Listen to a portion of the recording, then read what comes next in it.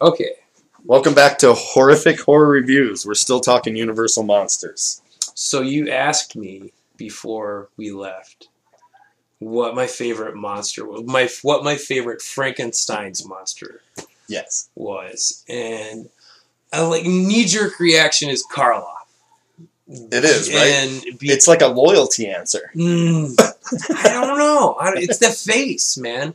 You know, when he pulled out that fucking crown or whatever he had in here, I know he pulled out like a few he didn't pull out the teeth, but he had like fake teeth or something that he had removed so he could suck in his cheek on that side. And there were just things about that original first time around. All the work, all the groundwork he did, the shuffle, the weight of the boots, he set the stage for what the vocabulary was going to be, even though it kind of shifted over. Right? And there was aggressive tones to it too, where it got or he said, and there was it was all. That was the levels of his emotions. Oh, he did such a good job of conveying sadness, anger, confusion. Got the world to feel sorry for him. Confused, what a confused character. Right? Just what the fuck is happening? Exactly. Where am I? What is this body? You know, it's not the same body he went to bed with. Total shame. Just a tragic character. Frankenstein's monster is a tragic character. But Boris, I gotta say, probably Boris Karloff. But though the points you're making about Glenn Strange are points that are hard, yes, man. Like the thing with the eyes in him, and you just look at him like that poor motherfucker. Exactly. That just sucks. I can't wait till he's juiced up and beating the shit out of everyone in this room. Right? When he gets his revenge. Oh, because he always does. He always as somewhere along the line, lightning hits that motherfucker, and he's ready to rock. And it's on. Exactly. Yeah, right. And he remembers everything you've been doing. Oh, he's the whole time I've been comatose, and you've been beating the fuck out of me with that belt. Right. I remember every hit, and it hurt. I'm strong, but I feel pain too. Exactly. He's, and how's he registering it? He's got 10 times the muscles. He's probably got 10 times the nerve endings. Right. He was built to be so much better than us. Right. Why wouldn't you give him the ability to feel more? Do you know? Right. I think I would have liked them to go more into exactly what they did with him. Right. In none of those movies did they ever... It was odd. Why did you have to have a hand sewn on? Why didn't you take the whole fucking arm? Right. It was...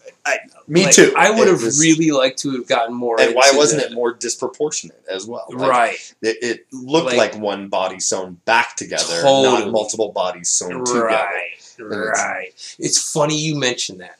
I was watching something last night. It's called... To answer your question, we'll just say Karloff. Okay. I was watching this show. I've never fucking heard of it before. It's called The Frankenstein Chronicles. It stars Sean Bean. Have you heard of this shit? The movie? Or it's a show? It's a show. It's on Netflix. I think it's on Netflix. I'm thinking of The Frankenstein Theory. No. That's different. It's called The Frankenstein Chronicles. Okay. Stars Sean Bean. No. Fucking Boromir. Right, I know who he is. Yeah. I like him. He's a good guy. I love Sean Bean. I liked him even in the bad movies. National Treasure, he was a cool bad guy. You know what I liked him in? Was Ronin with Robert De Niro. He plays such a pussy piece of shit, fucking dickhead, sellout, fuck. And he made me hate him so bad. And then I saw him in another movie where I really liked him. And then it made me go back and watch Ronin and be like, man, he's a really good actor to make me hate him that much. Right. If they can get that, if they can get me to man, fuck that piece of shit. Man, you were a good actor. I feel that way about the guy that he just recently did The Punisher on Netflix. But he was on The Walking Dead as the other deputy piece of shit that was banging dude's wife, whatever. Exactly. He made me fucking hate him. That character. It was I felt like if I saw him in public, I would punch him in the face. And they made you hate him because there's that episode when he just catches Lori in the woods alone, flips her over, and fucks her like a hoe in the dirt. Yes, with her face in the dirt. Horrible. Like it's See, like, and that's his best friend's show. girl. Yeah, best friend. You best know, friend. like, and still claiming to be best friend face to face as well. I got your back. It was creepy. I got her back too. Yeah, I got everybody's and the back. kid. Yeah, stay away from my fucking kid. That's enough of that though, because I hate the fucking Walking Dead. So, but that guy, they made me hate him, and they did a great job. Yeah, I always avoided the Punisher because I hated him so much. See, I thought he would have been a great Punisher. He was good because the Punisher's a piece of shit. I have to admit it. He was good. I love the Punisher, but you got to admit, for the Punisher to work, he's got to be a piece of shit. Yeah, like the was it fucking? He's a bad guy. Thomas Jane. Thomas Jane is too good of a guy. Yeah, Thomas Jane's like the good dad. You know who the perfect role for Thomas Jane was in The Mist. Yeah. Because that's him. Yeah, that's totally. so him. He was the good guy, he dialed sheriff kind of guy. He's just I'm just the guy. You know, he's like, he seems like that. Thomas Jane's like that blue collar, regular dude. Like, seems like if he's your neighbor, he'd loan you his chainsaw. Right. Like, he'd fucking, exactly. or even, you know, cut it down for you while you come home and you're like, Tom, you cut down my tree. Bored, I cut it down for you. I'm an actor. I'm not working. Right, exactly. And he just seems like a cool dude. And he was a bad Punisher because I didn't believe it. Yeah, it didn't work for me. And that was the one with Travolta too, right? Like, was he like, so? And that didn't work for me either. Travolta. I love Travolta. I heard a fucking story about John Travolta healing Marlon Brando by the laying on of hands. Shut the fuck up. Swear to fucking Christ. Sounds like a Scientology Tom Cruise story. It is. It is. I'll pass. Okay, so the other question, which I think you thought I was asking you. So out of this pile here of our Universal guys, the Universal monster. Who's your guy? The Creature, hands the fucking down. Okay. The Gill Man. Okay. Is the Creature from the Black Lagoon. The Creature from the Black Lagoon. Officially the first Universal movie I saw. Oh no shit. Yep. That's a good one to start with. And I was young, little, and it scared me. It was a solid horror movie. Probably 5, 6. Because by the time I was 10, I'd pretty much seen them all, except for like Phantom of the Opera, because I wasn't interested. But I love it. I love it, but I didn't see it until I was well into my 20s and into some hardcore shit. Like, by the time I cared about Universal Monsters and going back to it, and like we were talking earlier, like VHS tapes. I mean, I was still going to fucking rental places like before Blockbuster and shit. And you just couldn't find all that shit. But there was already 20 Phantom of the Opera remakes by the time I gave a shit. It's been remade quite a few times. Right. I don't know what's been made more, Phantom of the Opera or Dracula. I don't know. I don't know. There's a lot of Draculas. There's a lot of fucking Draculas, bro. Like, and you know what's funny? Gerard Butler has played both. Yeah. Badly. Yeah. Badly. Even though his Leonidas was fucking perfect. It's Sparta. I love that movie. You know, I really liked him in a movie. I think it was called Law Abiding Citizen. I think that's what it's called. Yeah, I really liked him in that. I really liked it. Motherfucker getting revenge from that's just a good movie. Anybody would play that role. Right. That was just a good. But he was when I think of Gerard Butler, I think of Leonidas. Who doesn't? That great beard. Right? Great beard, bro. And the body sculpting that entire cast had to go through. Heart, yeah, they did some serious working out. And you know what's and it's funny because you do your history and they're all gay. But which I thought was so funny. The Spartans. Well, you see, the Spartans were down. If I understand this correctly, the Spartans were down with men loving men. They were down to party. Is what it sounded like. Soldiers loved each other, and they had these bonds. Right. Like they loved each other. You know. And whereas like guys like the Arcadians and shit, they were boy fuckers. Like that's what they called them. Right. Exactly. You know, because. The idea to a Spartan of an old man having a relationship with a young man that to the Spartans was taboo. Right. But very Roman. The Greeks that was a whole other thing. They had their own thing going on. So the Creature, that's your pick? I love Man is where you're gonna go. The Creature. I think that design. I had toys as a kid, you know. I grew up in the early 80s, which I think was the time of the world's best toys. You have to arguably. You have to agree. the best. And there was a line. I got them at Toys R Us, but there was a line of Universal horror. I don't know, maybe like 4-inch figures. Okay. And I had Dracula and the Creature and the Mummy, and I never got my hands on the Wolfman or Frankenstein. Right. And, you know, as a kid, you know, it's not like I can just go up to fucking Toys R Us and get the figures I'm missing. You can tell your mother as much as you fuck them until you're blue in the fucking face. It doesn't matter. It doesn't matter. You're getting whatever. And kids today, that's part of the problem with millennials is they don't have Toys R Us anymore. Like, they're closing them all down. You have to go online and shit. To walk into Toys R Us as a fucking 6-year-old kid. It the was smell. Heaven. Like, I'm not a religious guy. The smell of the plastic. It would be, like, intoxicating. Yeah. Yeah. There was a certain kind of rubber they used in toys when we were kids that had a great smell to it. And it was just like, it was addictive. It was that funny stuff that made your stormtrooper turn yellow arms but not white center. You know? Whatever that was, it was fantastic. I love it. And they had all kinds of great gimmicky toys when we were kids too. Like the G.I. Joe, you could drop into water and he changed his color. And there was a lot of shit like that.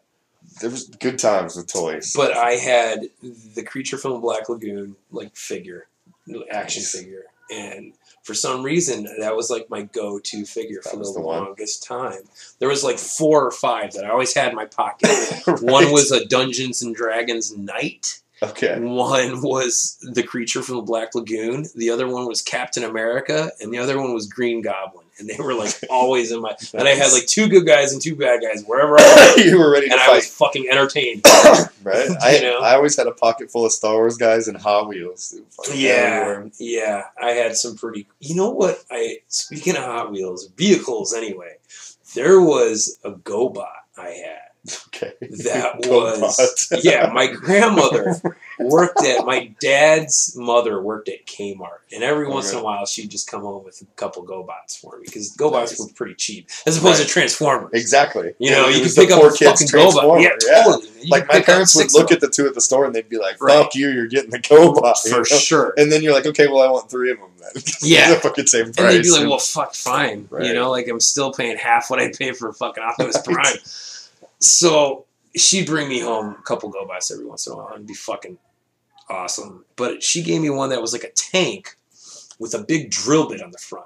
Okay. And it was like a subterranean tank thing. Right. Motherfucker, I carried that thing in my pocket for 20 fucking years. I swear to God. Really? Like, I remember sitting in high school, like sitting in somebody's, smoky basement, just fucking fingering it in my pocket, just watching something. That is funny. Paint's all worn off of it.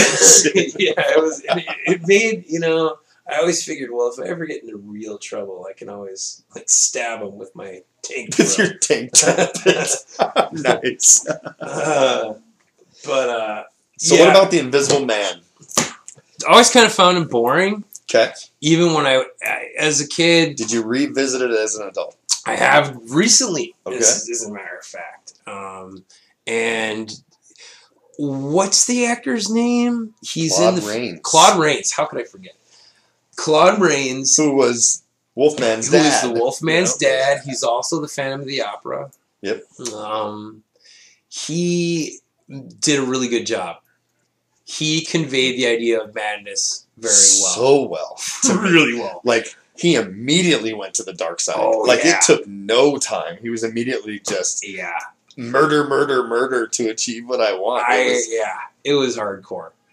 Loved it. And like we were talking about on the smoke break, the lady, that fucking lady, the screaming, overacting lady that was screaming about Frankenstein's monster being at the window. The master's sick! Yeah, you the can't house come lady, in! disgruntled to answer the door, this lady. And the Burgermeister was always shutting her down. No riots! Nothing to see here. Even though there was so much to see. No riots. There was so much to see. In a place where probably nothing ever happened. Exactly. Which is in that mysterious town that I was so bummed didn't exist. When I found out that Visaria was a fake town. Was Visaria the town or the country? It was the town.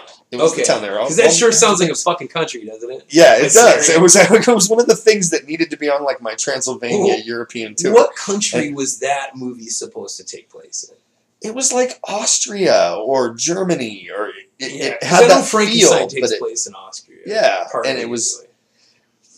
It definitely has. Like, but then you'd have the windmills and stuff. You'd have like almost like a Dutch feel to it, for sure. Yeah, and wherever the fuck there's a Burgermeister, it's kind of like nowhere Eastern Europe. Like when I saw pictures on Google of that town, and it's all just the facades, the wooden faces with fucking 2x4s holding it up, though. Like no backsides to these buildings. I was like, this isn't real. I was so fucking bummed. The architecture in the Frankenstein movie, spot on for me. I loved it. It's so out of shape.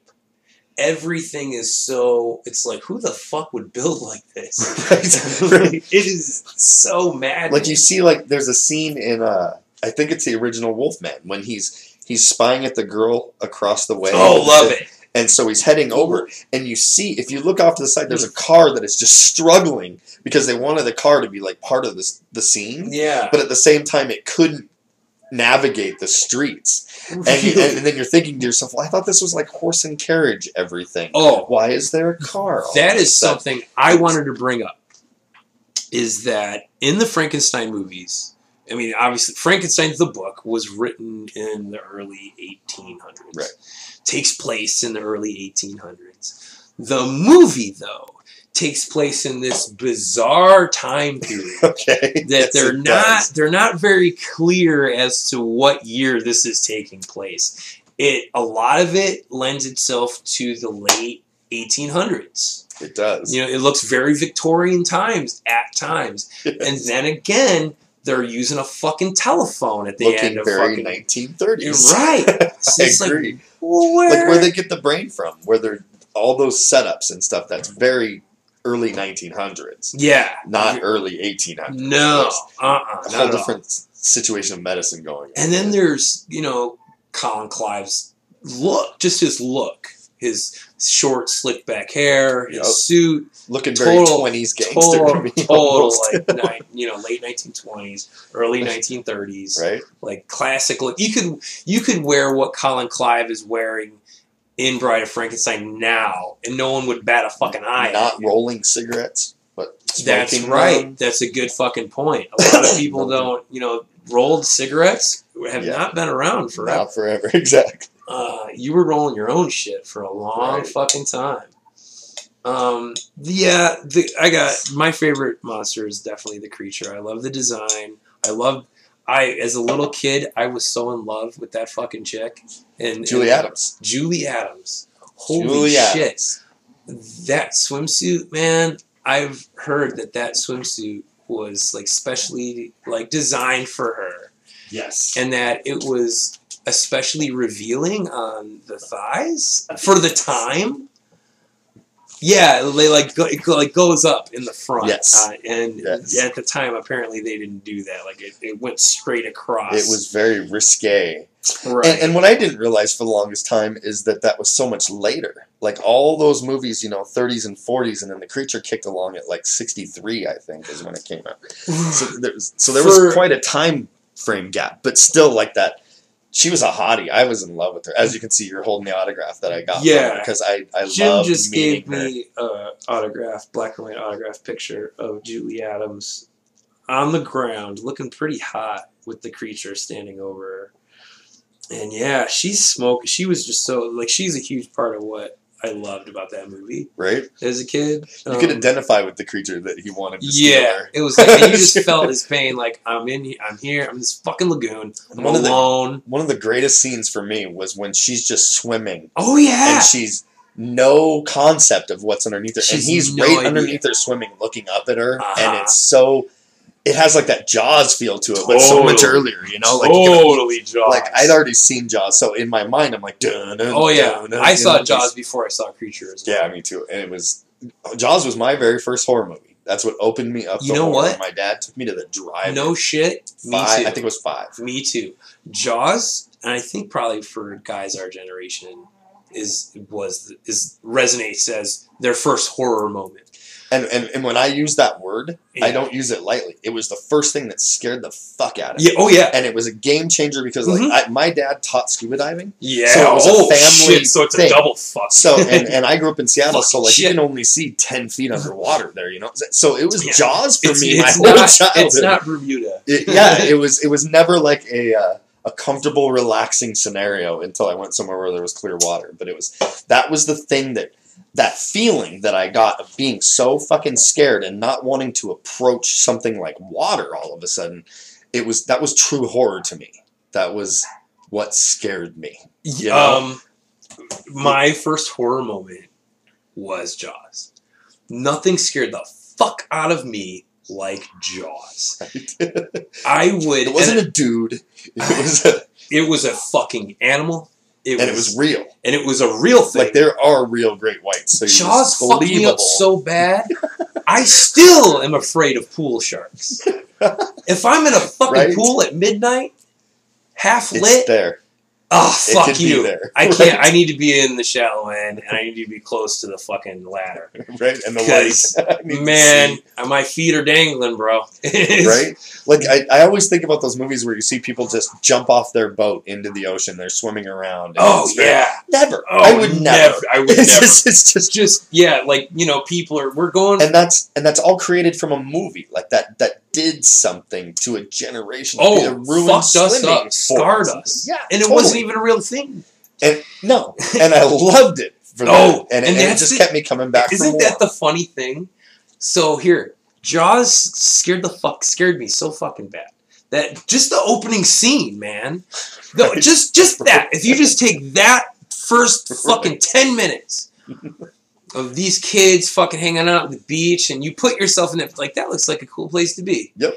You immediately put yourself in that situation. You're like, I'd like to be at this situation. That looks relaxing. And it looks awesome, man. And she's hot and fucking, this is great. And then, you know, she gives him the look and they run off together, and, you know, she's butt naked in like 2 seconds in this cold, what I'm sure is cold ass fucking water. Right. And, you know, she swims way the fuck out there. Such great moments in those Jaws movies. It's dark. In the dark. Yeah. Right? Like swimming in the ocean in the dark. Just that alone. Which is just ridiculously dumb to me. Right? But, yeah. Right. And then, but we grew up with Jaws. Right. She didn't. Right, exactly. I was thinking that. Doesn't she know what's coming? So, she can't hear the music? And when you see that shark's eye view of her from the bottom, and her the legs kicking, and her arms are waving, her legs are kicking, and she's treading water, and she's just smiling and looking at the sun was rising. It was really beautiful. We're like free and frolicking, and she's just and young and pretty and happy, and the world is her fucking oyster, man. Right? And then she screams like no one I've ever heard scream before. Right. And gets jerked under, like hard enough to like break a bone. Right. And then boom, she's back at the surface, breathing and screaming again, and just what the fuck? And then boom, it hits her again, and she's getting dragged violently through the and just back and forth. Yeah, totally. And man, it looked like it hurt because she's telling you it hurts the whole. She's like, ah! Oh, you're feeling it, and it's just. And I like how they keep clipping away back to people on the beach too. Right. They have no idea. Him on having the beach, a great time. Everybody's just passing over the sunscreen. I'm coming. Right. And this is the greatest part about it. This is the Hitchcock part about it. Is you don't see shit. You don't see a shark, man. Yep. Not even a lip, not even a fucking fin, dude. Nope. And your brain is doing all the heavy lifting. All of it. Yep. All of it. All he had to do was film a chick in the water. And your brain... And the back and forth. It could have been a killer walrus. Oh, you knew it was a shark. Man. Tusk. We'll talk about that. Tusk. That's a whole episode there. Yeah. But we'll save that for something else. Yeah, Jaws, man. Fucking Jaws is definitely my first love. And the fucked up part about this is the most fucked up part. Is Jaws scared me so fucking bad and left me like shaking. Like I remember feeling like I wanted to throw up. Yeah. You know, like that. It affected me that much. I would make my mom rent me Jaws almost every weekend, and I would never make it through it. Right? Because I'd be hiding behind the couch, like, holy fuck, it's got. Every time I'd hear the music, I would bolt out of the fucking room and be looking around the corner.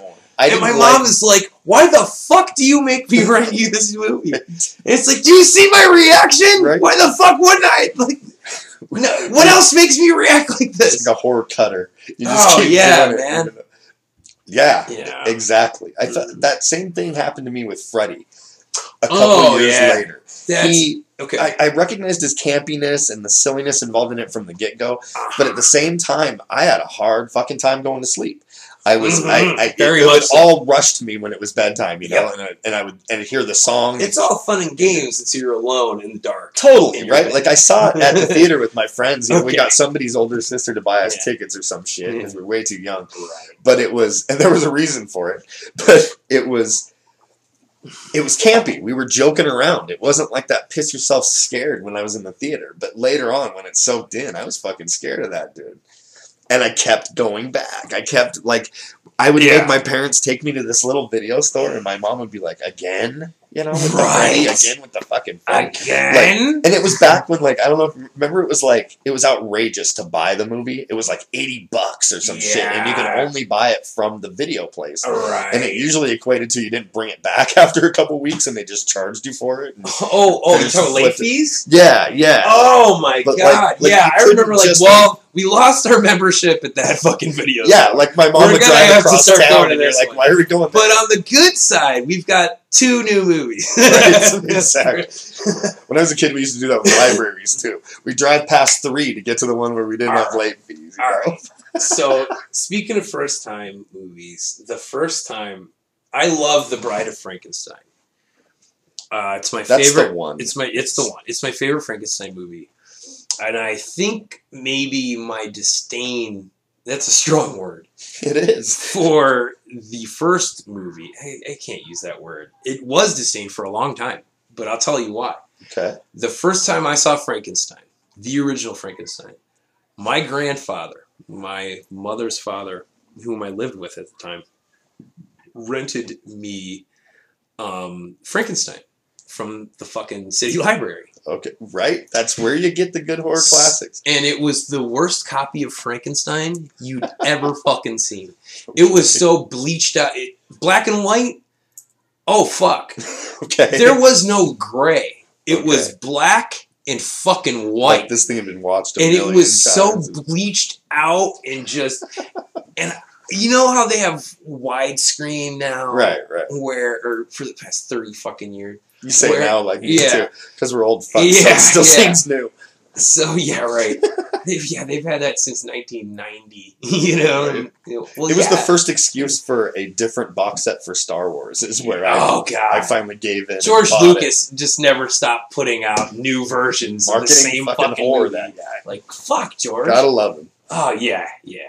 But the first version of Frankenstein I saw was so bleached out and fucked up and had the sides chopped off so it would fit your format, you know. Your little ass TV and I know I'm be. missing shit on the sides, so it didn't have that scope, you know, that James Whale, that big, beautiful, and the sense of depth. Can you imagine seeing that in the theater? I was just looking the other day about how they used to do the marquees out front. And they have the giant heads, the shocking revelation. You might die during this. You know, you better check with your doctor before you see this because you're gonna have a heart attack. You know, they really they don't do that anymore. They don't do it would anything be so much fun and. How much people detested the lines, but I have so many good memories of being in line for movies. Oh, yeah. It was, camping out for Star Wars was highlights of my early teens, you know? I remember standing in line when I was even younger. A little kid. Not too little, though, to see Teenage Mutant Ninja Turtles, the first movie. Okay. And having a ball in that motherfucking line. You know, it was awesome. There's your and I's age difference right there. I was a little bit older. I was probably 12. I loved those Eastman and Laird comics where they were badass turtles. They were mean. They swore. They were badasses. You know, they were cool. They came out at night and got in fights. You know, and seeing that cowabunga fucking Corey Feldman, We Love Pizza thing, it hurt me. Feldman is the voice of Donatello. And even as much as I hated it, it's what where it about is. Fucking Donatello makes you think Corey fucking Feldman? Right. What the fuck? If anybody, he should have been Michelangelo. Because that's Corey Feldman. Right. He's the, dude. Right. He's that dipshit. Exactly. He's definitely not the fucking genius making all your tech shit. He's not your Q. He's not, and that's who Donatello is, the Q to like Raphael's James Bond. You know what I mean? Exactly. But he goes out and uses. See, that's why I invited you, because somehow we have managed to talk about Teenage Mutant Ninja Turtles at the end of Universal. We got to wrap it up. See you next time.